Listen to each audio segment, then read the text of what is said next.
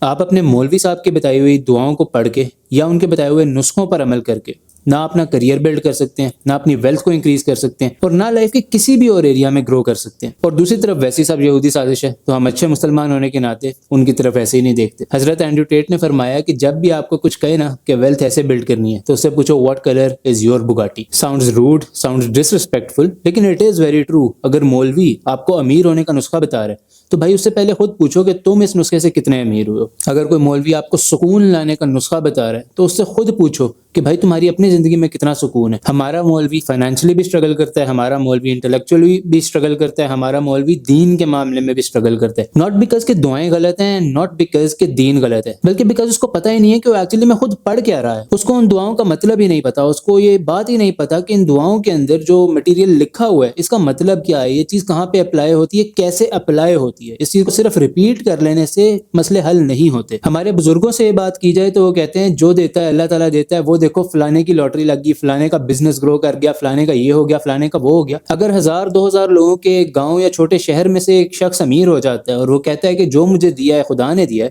تو آپ اس کو ایز این ایگزامپل یوز کر کے اس کو دعاؤں کا اثر نہیں کہہ سکتے۔ That is just a probabilistic exception, 0.1% ہے، یعنی 1000 لوگوں میں سے صرف ایک شخص امیر ہوا ہے، اس کی کوئی حالت بہتر ہوئی ہے۔ میں بھی دعائیں کرتا ہوں، آپ بھی دعائیں کرتے ہیں، سینکڑوں لوگ اور بھی دعائیں کرتے ہیں۔ ایسا کیوں ہے کہ صرف اور صرف چند لوگوں کی دعا قبول ہوتی ہے؟ دیٹ از ناٹ بیکاز وہ کچھ اسپیشل ہیں، دیٹ از ناٹ بیکاز کہ انہوں نے دعا صحیح طریقے سے مانگی تھی یا ان کا وقت آ گیا تھا۔ They are a probabilistic exception. ان کو بھی یہ چیز معجزہ اس لیے لگتی ہے کہ انہوں نے کسی صحیح وقت کے اوپر کوئی صحیح قدم ایکسیڈنٹلی اٹھا لیا اور وہ کام کر گیا۔ لیکن باقی جو 999 لوگ اپنی دعائیں بھی کر رہے ہیں، نمازیں بھی پڑھ رہے ہیں، نسخوں پر عمل بھی کر رہے ہیں، تعویذ بھی باندھ رہے ہیں، ان کی زندگی تو چینج نہیں ہو رہی۔ سو اس دین کے اندھے بلیف کے اندر سے باہر نکلیں، مولویوں کی باتیں ماننا اس طرح کے معاملوں میں ایٹ لیسٹ بند کریں، اپنے دماغ کو استعمال کرنا شروع کریں، سوچنا شروع کریں، اینڈ یہ دیکھیں کہ وہ کافر اور وہ یہودی دنیا میں اتنا اوپر کیوں ہے، اتنا آگے کیوں ہے، ورنہ